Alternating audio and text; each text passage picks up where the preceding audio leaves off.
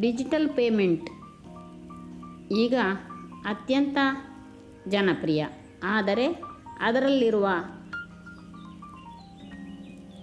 ಅಪಾಯದ ಬಗ್ಗೆ RBI ಹೇಳುತ್ತೆ, ಎಚ್ಚರಿಕೆಯಿಂದಿರಿ.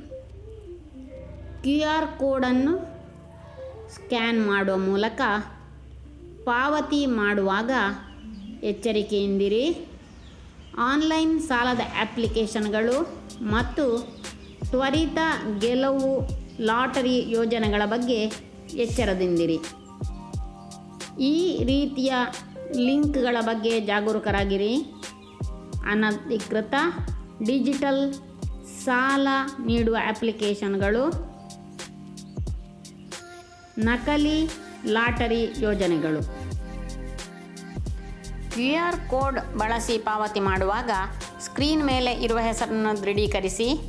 ಅಪರಿಚಿತ ಮೂಲಗಳಿಂದ ಸಾಲ ನೀಡುವ ಅಪ್ಲಿಕೇಶನ್ಗಳನ್ನು ಎಂದಿಗೂ ಡೌನ್ಲೋಡ್ ಮಾಡಬೇಡಿ. ಅಪರಿಚಿತ ಸಂಸ್ಥೆಗಳೊಂದಿಗೆ ವೈಯಕ್ತಿಕ ಅಥವಾ ಬ್ಯಾಂಕ್ ಮಾಹಿತಿಯನ್ನು ಹಂಚಿಕೊಳ್ಳಬೇಡಿ.